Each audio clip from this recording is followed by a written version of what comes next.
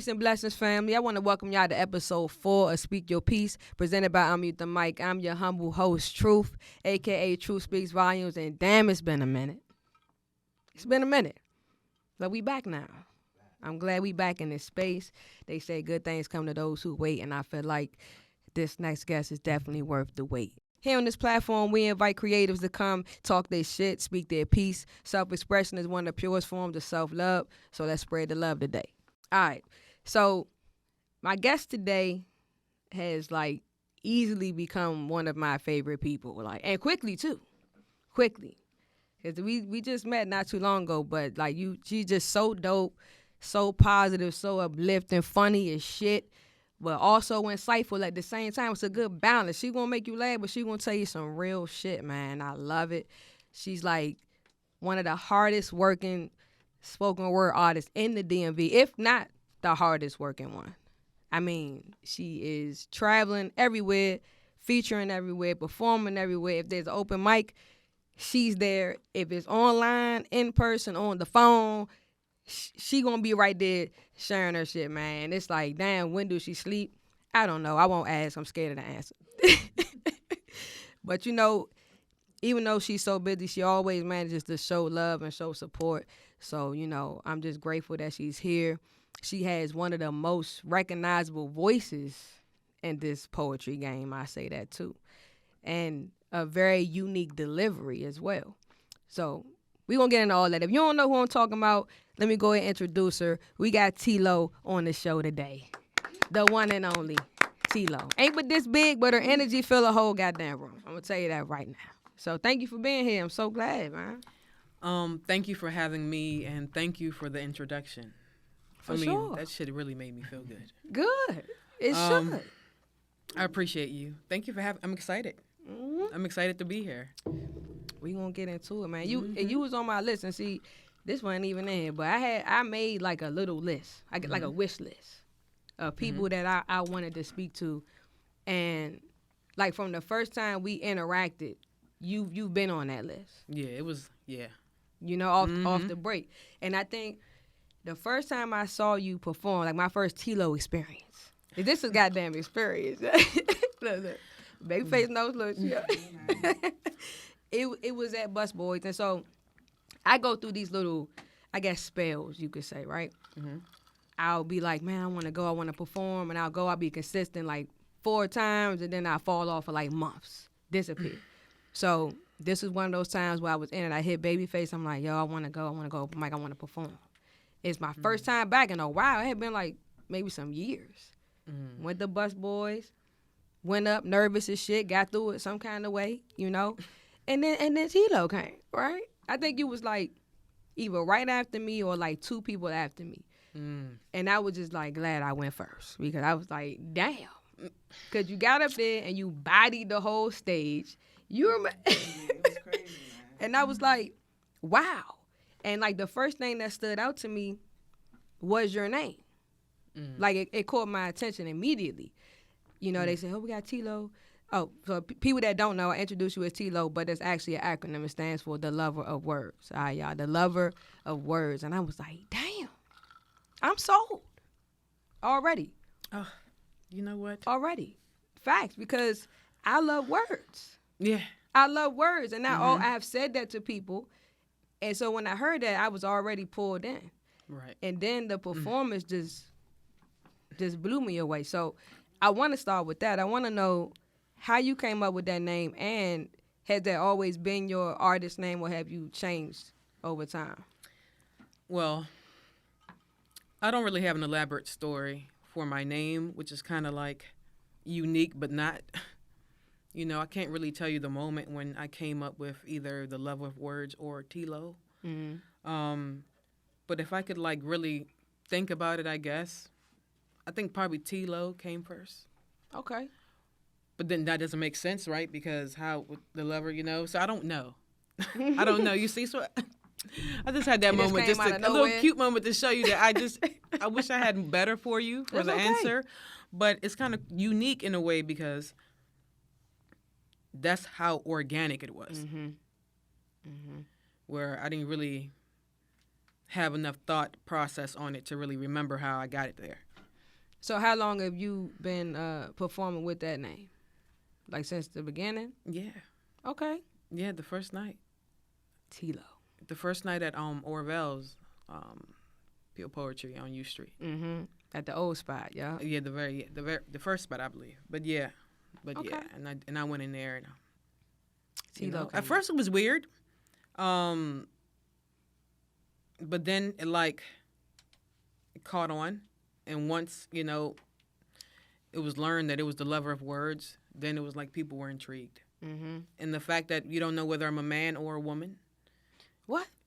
When you say TLow, okay, when you read it off a paper, you don't know you don't know what's going on. Mm-hmm. Gotcha. Right? And then I walk up there, and it's like a cool thing to feel that way. You don't exactly know what to expect. Mm-hmm. You know? But you do love words. Yeah, because words mean so much. Mm-hmm. So when would you say your love of words began? Like, when did you realize, like, okay, like, words mean something? They're powerful. It's funny. I'm from Panama. Mm-hmm. When I came here, I had to take Esau, right? They teach you how to pronounce the words and words to use. And then I also had to take, other classes to, increase my vocabulary. And in that process, I realized that,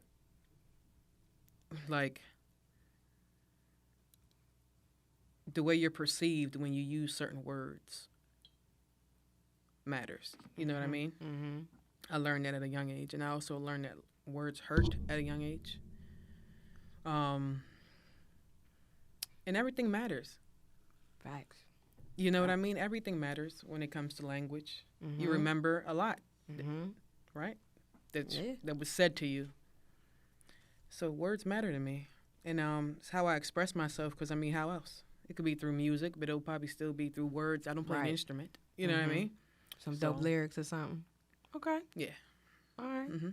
So, when did you discover poetry, and what made you say okay, this is something I want to do, whether personally or professionally? I've written poetry since I was 8. I didn't know then it was poetry. I just knew that I just liked to write. So I had little books. And as I grew, I always had a diary. But in the diary, I wouldn't write about my day. I would find a poetic way to write about whatever I was feeling, whatever I was going through. So then, you realize that's poetry. Mm-hmm. Then, I liked it, and it was natural for me, and I liked words anyway, so it's just something I did. But when I turned 30, I said, you know what, I've never been to an open mic. Let me try. Let me go. Then I went, and it felt good. It felt good that what I recited was exactly what I was feeling at that moment. It felt good how people reacted to it and how they related to me. Mm-hmm. The applause felt good. I felt lighter after. Then after that, I'm I want to, this is something I like to do, which is cool because it's cool to find what you like to do. Mm-hmm. You know what I mean? So, yeah. So your first open mic was also your first time performing too? Yeah. Oh, you bold. You bold. I like that. You ain't even sit to see what was going on. You was like, nah, I'm going to go and I'm going to do it. Scared or not? Well, I had to drink some Hennessy. I'm not going to lie. Whatever you know what I'm saying? Whatever we I had, a little toot-toot, But definitely, I had to do what I had to do to get my nerves down. And and look, if you're authentic, people are going to feel you. Right? Mm-hmm. Do you still get nervous? That's one thing I really battle. It's the nerve and the self-doubt. Just being transparent here. It's a little bit of, because I think I'm dope. Yeah, you are. I'd be like, man, this is, Then I get there and be like, damn, they crazy. You know what I mean? And that's something I know I'm working on, whatever like that. But is that comparing? Yeah. Yeah. Yeah. And being then the nerves come in. The nerves, I think, stem from that more so. You know what I mean? How will it be received? and things like that. So do you still fight nerves, or you think you passed that stage now?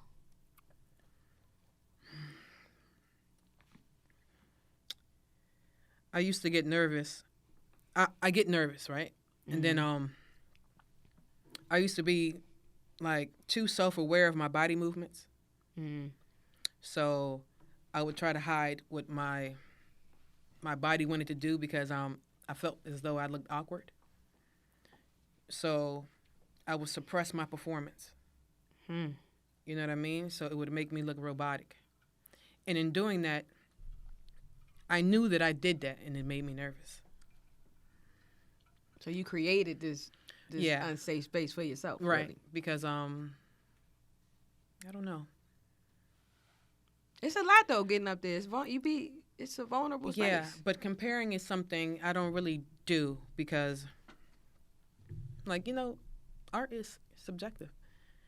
Like something that there's a place for everyone. There's a place for everyone. There's a poem for everyone. I don't compare because it's just, unless we're in a competition and, you know, I have to but other than that, I just really share what's in my heart and on my mind, on my soul. I just share it. And how it's received is received. And then it's like, since I do it that way, it's like for me. Right. Right?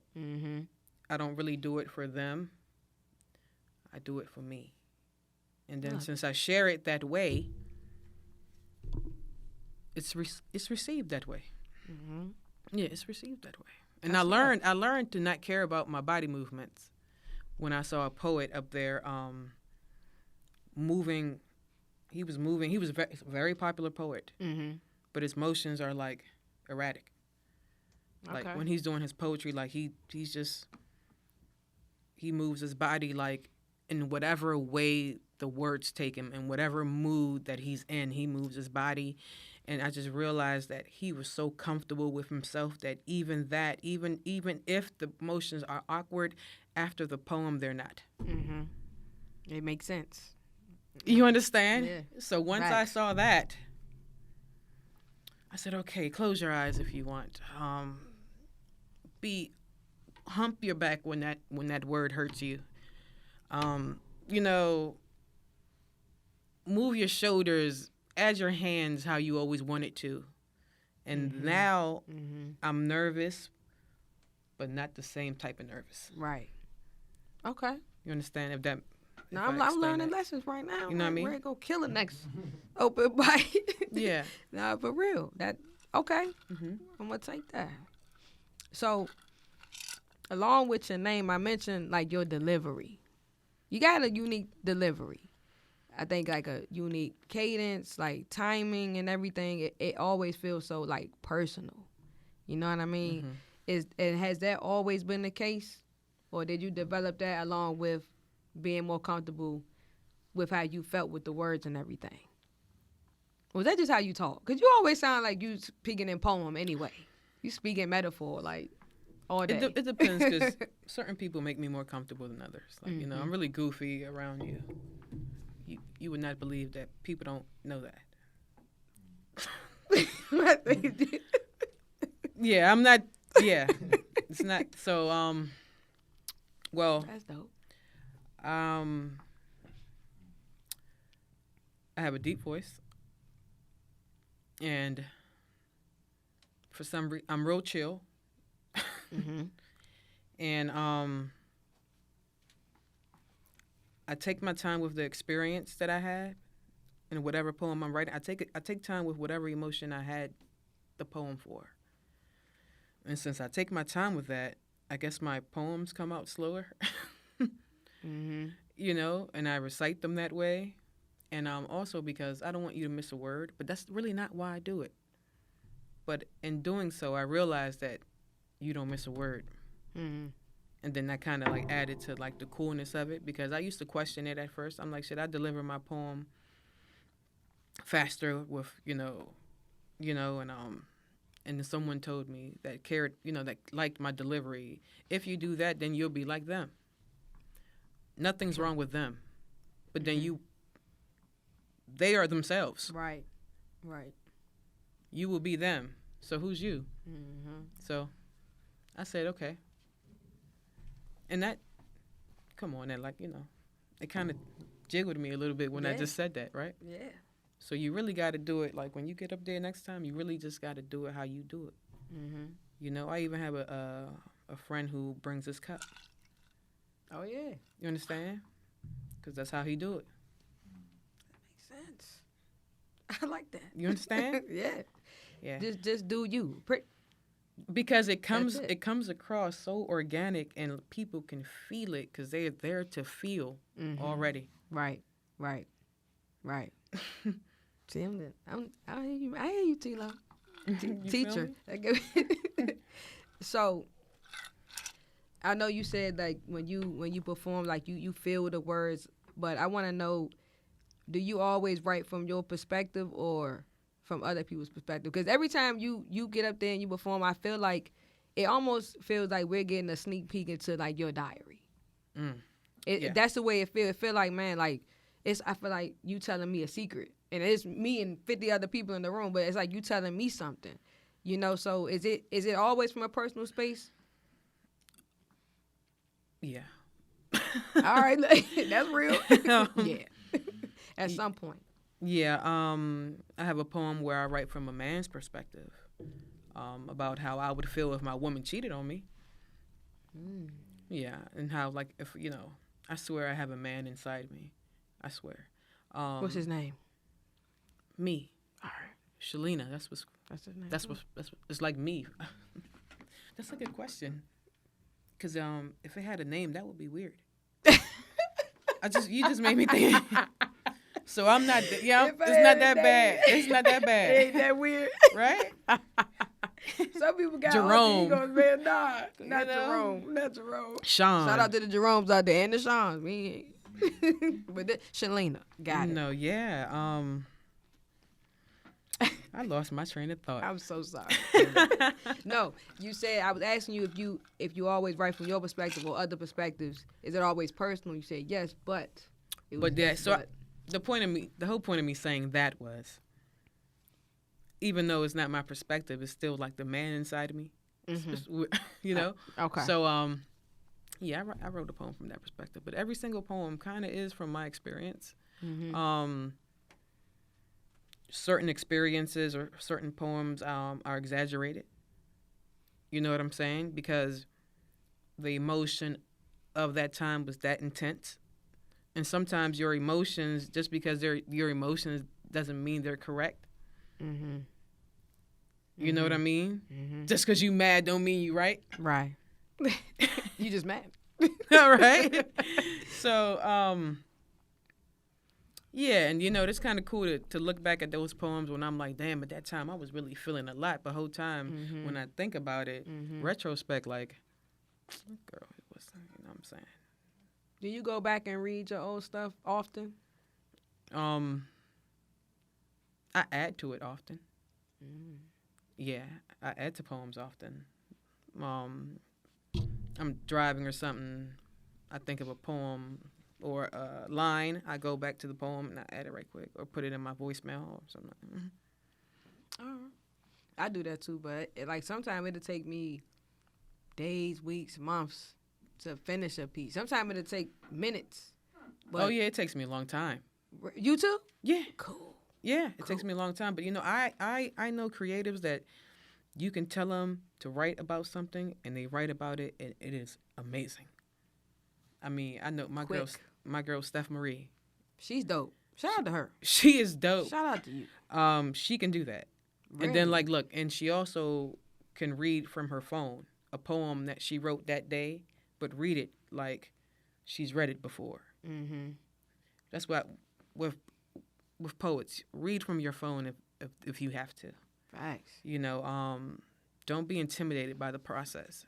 Be that genuine that if you have to read from your phone, do so.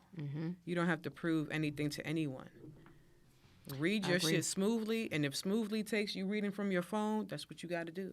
Right. You know what I mean? All right. So, do you ever experience writer's block? And if you do, how do you come out of it? I do. I mean, when I tell you self-sabotage, I mean, I'm trying to tell you something, but I know it's because I don't know what that is. I think it's more than writer's block with me. I think it's more of it takes me so long because it has to be true. And maybe I'm not ready to deal with that right now. Bar. You know what I'm saying? Yeah. Because now I got to face it. Yeah. That's true. Then I have poems I don't read. Because if I read, I might cry. And I know sometimes it's okay to cry because it's like it shows that shit is real. But me personally, like, I would rather not. I'd rather my eyes just water or something. I don't want to really cry. You know what I'm saying? But so since I can't do those, I don't. But you know what's cool about that process?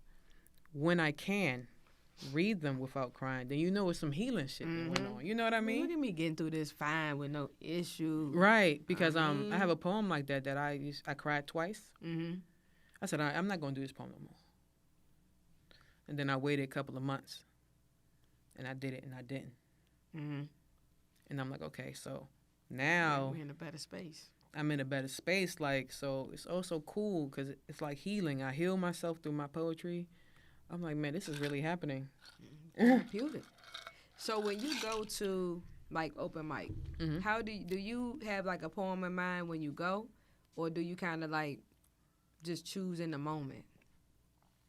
I have a poem when I go, but I always kind of change it when I'm there, because everything matters. You know, it's always how I feel. Everything is an emotion. You know, I'm like a walking emotion. Everything is a feeling. Everything is like, so I have to literally feel it. Like if the room is full of men, that's another thing. If the room is full of men and I feel like teaching a lesson right quick, because it's the perfect opportunity to, I hit a poem. Okay. If the room is full of couples, perfect opportunity to touch a soul in there, to make it tighter, better. Or a lot of women. Got a poem for a lot of women. Or there are just days where I don't care what the crowd is. I just want to say this poem because this is what it is. So it just depends. Yeah. But that's really my process, though. Okay. It's like an emotional business. You like a DJ. You read the room and like play the right tune. I try. You know, I try. No, you do a great job. Yeah, I try because you try, but you do a great job. Okay, I'm just gonna say that. Throw that I out care. there. I'm a caring person. I care, so I'm like, you know. When your birthday? November the 10th. Scorpio. I'm a Scorpio. Wow. Okay. Yeah. So you feel. Yeah, okay, I feel. Yeah, I got you. Yeah. Fortunately and unfortunately, yes. I got you. Okay. So, what would you say is your favorite piece to perform? I know you read the room and you kind of base it all day, but what is like your favorite piece? And can we hear a little bit? Just a little bit. I had to clear my throat for that. Let me see. It changes. But right now, my favorite piece to perform is called Sabotage. It's not a recent poem, but it's one of those poems that I told you earlier about that I couldn't read without it being a problem. It was written a while ago, and it's about how I feel about myself, my upbringing, and all that in a short poem. And it goes,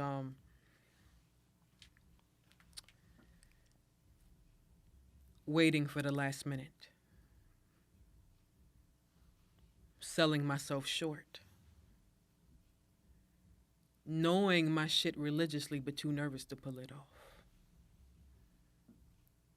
looking in the mirror, not liking myself at all, waist training my uniqueness to look like everyone else, dying for attention from the one who don't care the most. He tell me that he love me only after he break me off. I act like I believe them. Queen of self-sabotage. Because complacency is the reason why I fail everything I start. You see, I cry when it's raining so my tears can be buried with God's. I keep my outwardly beautiful to disguise the depths of my flaws. You see, my mother's hands never clap for me, just fists and rod. Still I flinch when she moves too quick. You see, because pills are easy to swallow when you're used to swallowing your teeth. I'm so used to being uncomfortable, discomforts become comforting. Stuck in the misery of my victim mentality.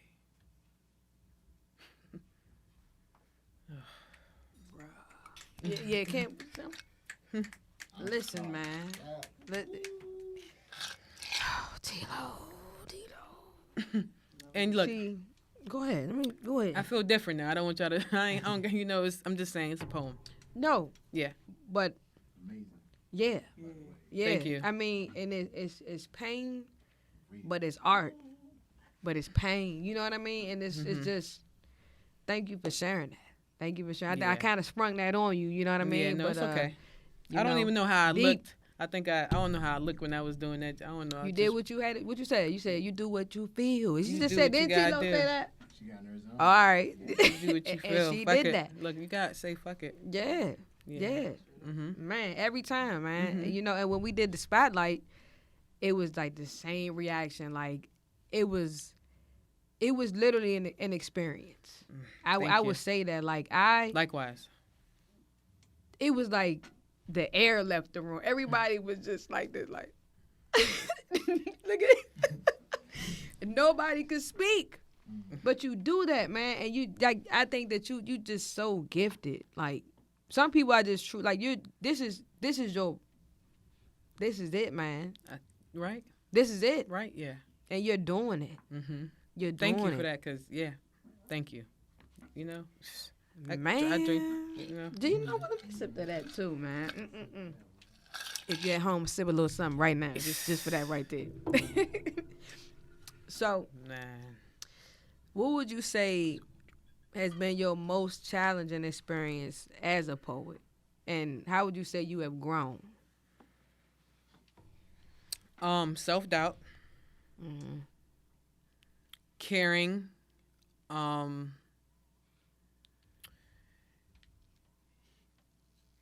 caring too much, yo. I mean, look, like, you have to care, but don't care too much. You have to have some don't give a fuck in the care.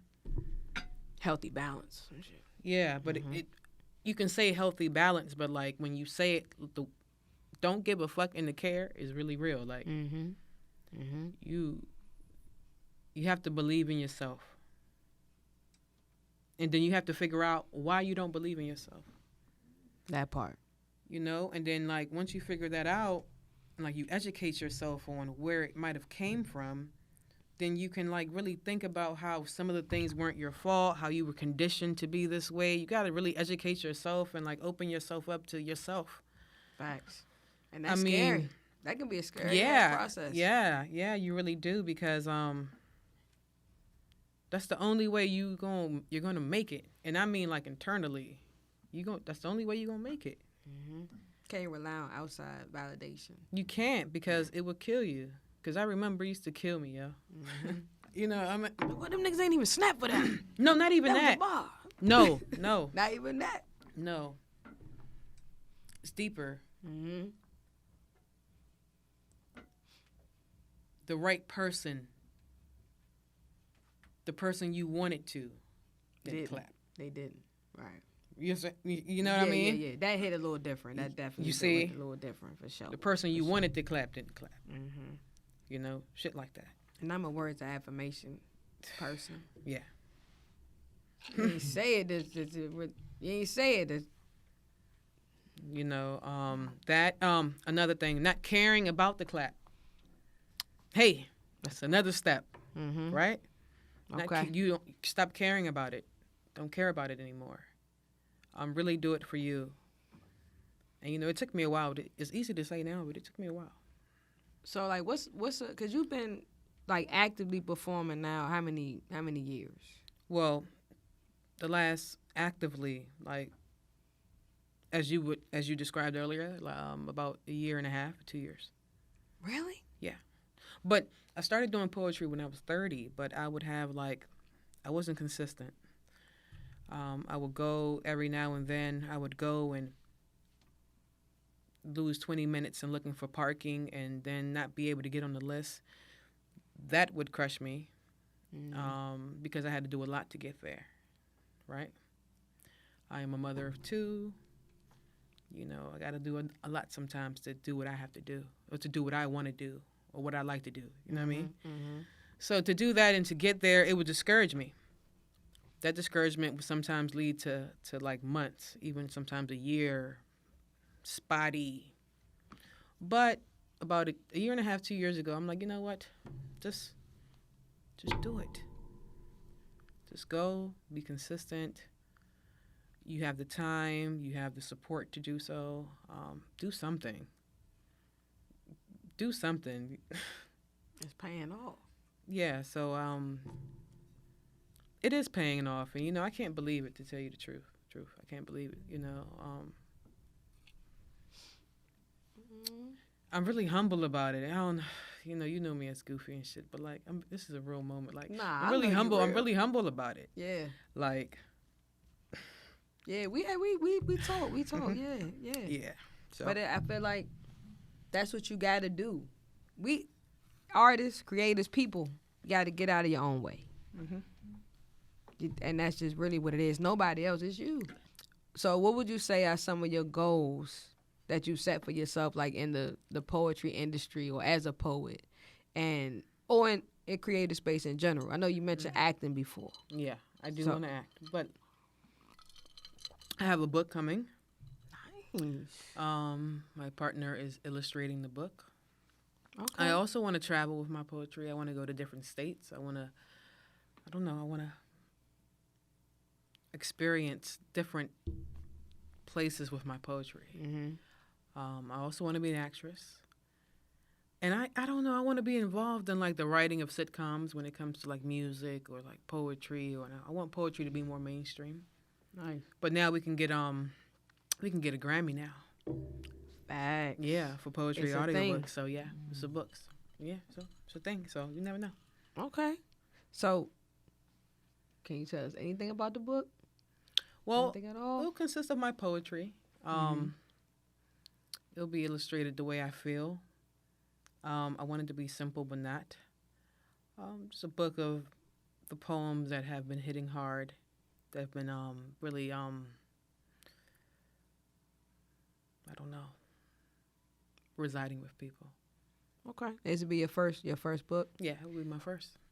All right. Mm-hmm. I'm looking forward to that. Just keep us updated on that. I will. When do you plan to drop? Next year. All right, for sure. 2023. Yeah. TLow book is coming. Pick up your copy. Pick it up. For sure. So you've been in the game for a minute. Mm-hmm. You've been in the game for a minute. Got experiences and everything like that. What would you say to newer poets coming on the scene, right? Or people that have been around for a while but they haven't gotten to where they want to be? What advice do you have for them? What I would say is make sure that your social media looks like what you want to do. Looks like where you want to be, looks like where you want to go. If you're a poet, put up your videos. Make videos of your poems. Put up the places where you're going to perform. Make your social media really about your passion. I was told that. Branding, getting into branding and marketing and stuff. Yeah, like I was that. told that. So I had to ask someone. I'm like, why am I not getting further? What is it about me that why am I not featureable? Like, what is it about me that's taking so long? And he told me, he said, well, look, I wanted to feature you. But when I went to go look on your social media, I wasn't sure if you were like a meme maker or a poet. Mm. So I said, Damn. okay. So I looked at my social media and I erased a lot. And I made it more of a reflection of what I wanted to do and where I wanted to be, right? Where I wanted to go, right? So, and after that, that really helped me for people to take me more seriously. And the reason why I wasn't posting the videos, because I had plenty of them, is because some weird stuff, you know. That's another subject. Okay. But, leave it alone.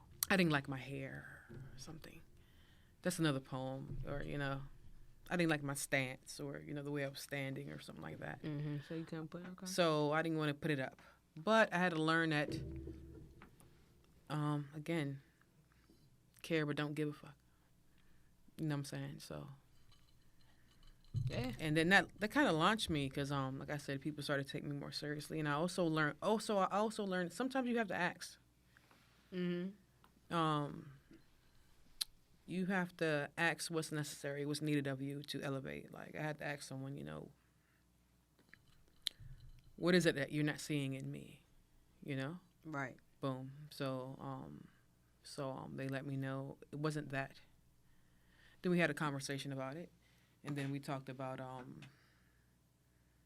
you know, my poetry style and some of the problems that I had as to why I wasn't elevating and stuff like that. Mm-hmm. And then, but you really gotta take the ego out when you do something like that. When you well, say, I mean, what am I not doing correctly? That's yeah. hard for people. Yeah. You want to be. We all want to be something we'll never be, which is perfect. You can't be that. And so to ask somebody, where am I flawed? That's man. You know? Yeah, and it's because I'm confident. Mm-hmm. You have to be confident enough to ask about your flaws, if that makes sense. I hope it does. No, I hope it resonates. That's fact. Right? You have to be confident enough to ask, because if you can't ask, it's like you're not really confident. Right. You are. I don't mean that in that way. The confidence is fragile. Yeah. It's fragile. Yeah. Because so if they tell like you this ain't working, then now your confidence is right, because it's almost like when you put the ego out the way, it makes you. I mean, don't beg, but ask. You know what I mean? Mm-hmm. And then whatever they tell you, do it. Be open. Yeah. Be open to it. All right. Yeah, be open to it. So, I won't ask you, like, who's your favorite poet, because it's probably, I don't want nobody even get mad. But I know there's probably a few, I don't know, that have, like, really, like, inspired you or, like, played some kind of role in where you are now and your journey and everything like that. You mind telling us about them? Yeah, well, yeah, that's a good question, actually. As far as vulnerability, Whiskey Baby. Whiskey Girl DC. Mm-hmm. Whiskey in the City. She's amazing. I mean, like, you have to experience her. She's very open. You feel everything she says. It resonates deeply with you. Makes you want to cry, makes you want to laugh, all in one poem. She just really takes you places with her approach. I really love her. Shout out to her. Love her.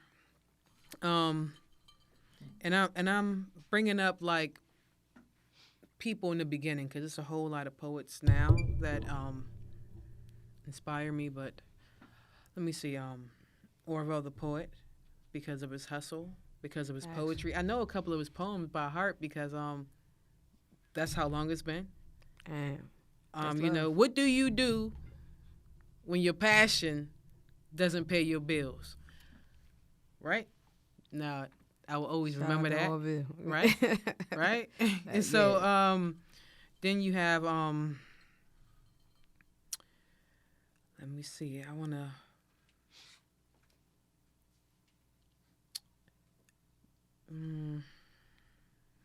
see, I just want to keep it probably A lot of poets inspire me, but as far as like the hustle and style and vulnerability and content, these people probably stand out the most to me right now, right? To be honest, and I mean it can go on and on and on. Yeah. But it wouldn't be. I don't know. But we can leave it there. But shout out to them, man. Mm-hmm. Shout out to them. So, coming down to the end of the episode, I always ask the guests to share like their favorite quote, who said it, and why it hit. Why does it hit so hard? What's yours? You know, you asked me to do this. I did. And I must admit, I forgot. That's okay. That's real. That's real. You funny as shit. And you know what? TLow, y'all. That's fucking TLow, man. Clap it up for TLow. Dope individual, dope soul, dope poet. I can't wait for the book. Like, it's one thing I can come and hear you, but if you don't come that day, I can't hear it when I got it in my hand. Yeah.